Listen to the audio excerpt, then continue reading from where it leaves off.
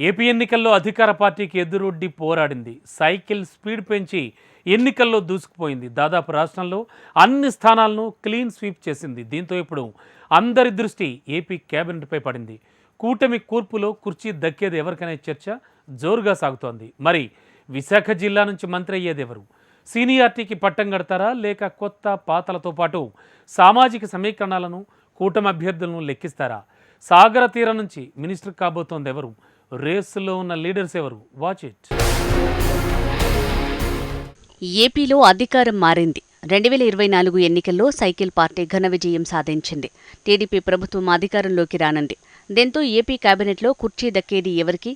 సాగర తీరంలో సీనియారిటీకి పట్టం కడతారా, లేక విధేయులుగా పనిచేసిన వారికి ఛాన్స్ ఇస్తారా?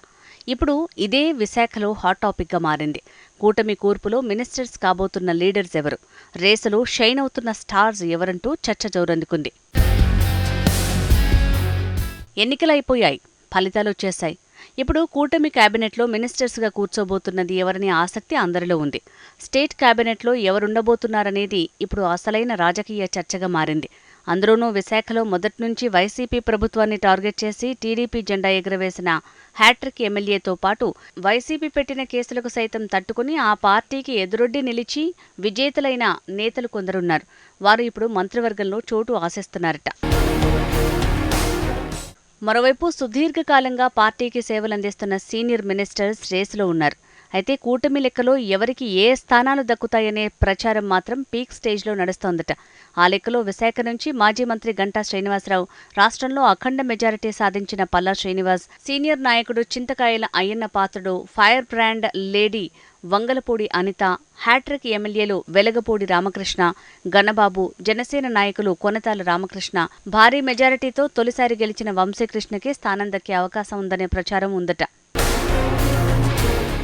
ఇక విశాఖ నుంచి చూస్తే మాజీ మంత్రి గంటా మరోసారి మంత్రి పదవికి చక్రం తిప్పుతున్నారట. కాపు సామాజిక స్టేటస్తో పాటు వైసీపీ నేత అవంతి శ్రీనివాస్పై భారీ మెజారిటీ సాధించిన ఘనత గంటదే. ఓటమి అంటే ఎరుగని నేతగా, స్నేహశీలిగా, ఉత్తరాంధ్రలో స్పెషల్ క్రేజ్ ఉండటంతో పాటు గతంలో పీఆర్పీ నేతగా పనిచేయటంతో మెగా ఫ్యామిలీకి దగ్గరగా ఉంటారు గంట. పవన్ కళ్యాణ్తో కూడా మంచి సంబంధాలు ఉన్న నేపథ్యంలో మరోసారి గంటకి మినిస్టర్ ఛాన్స్ దక్కుతుందనే సంకేతాలు వెలువడుతున్నాయట. విశాఖలో మరో నేత రాష్ట్రంలోనే నంబర్ 1గా నిలిచి అత్యంత భారీ మెజారిటీతో గెలుపు సాధించిన ఘనత పల్లా శ్రీనివాస్కి దక్కింది.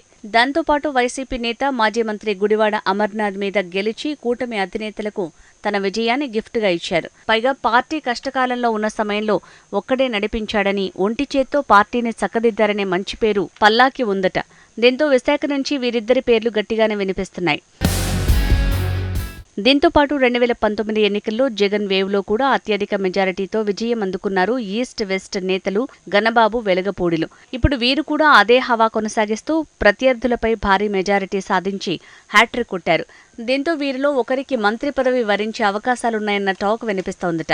ఇక మిత్రపక్షంగా బరిలో నిలిచిన జనసేన నేత వంశీ తొలిసారి బరిలో దిగిన రికార్డు స్థాయి మెజారిటీ సాధించడంతో పాటు యాదవ సామాజిక వర్గం బీసీ నేత కావటం జనసేన కోటలో ఆయనకి మంత్రి ఛాన్స్ దక్కే అవకాశం ఉందన్న ప్రచారం ఉంది.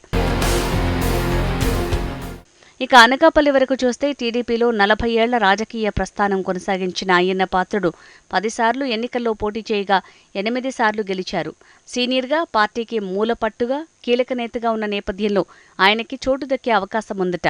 ఇక దాదాపు సుదీర్ఘ రాజకీయ అనుభవం ఉన్న కొనతాల రామకృష్ణ ఉత్తరాంధ్రలో మరో కీలక నేతగా ఉన్నారు. ప్రస్తుతం జనసేన నుంచి ఎమ్మెల్యేగా గెలిచారు.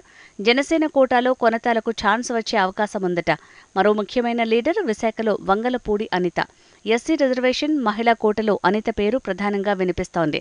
అంతేకాదు పార్టీ ప్రతిపక్షంలో ఉన్నప్పుడు ధైర్యంగా వైసీపీ మూకలను తిప్పికొట్టి పార్టీకి విధేయురాలిగా ఉన్నారు. మహిళా నేతల కోటాలో అనితకి ఎప్పుడో బెర్త్ కన్ఫర్మ్ అనే టాక్ వినిపిస్తోంది. ఇలా అనకాపల్లిలో ఈ నేతల పేర్లు ప్రథమ స్థానంలో వినిపిస్తున్నాయి. మొత్తానికి మినిస్టర్స్ రేసులో కొత్త, పాత నేతలు దూసుకుపోతున్నారు. మరి మంత్రి ఏది ఎవరు అనే చర్చ మాత్రం ఉత్కంఠగా మారింది. ఈసారి మంత్రివర్గ కూర్పులో మాత్రం చాలా అంశాలను పరిగణనలోకి తీసుకోనున్నారట. 3 పార్టీలకు ఆమోదమైన నేతలకు మాత్రమే అమాత్య పదవి వస్తుందనే ఓ వాదన వినిపిస్తోంది.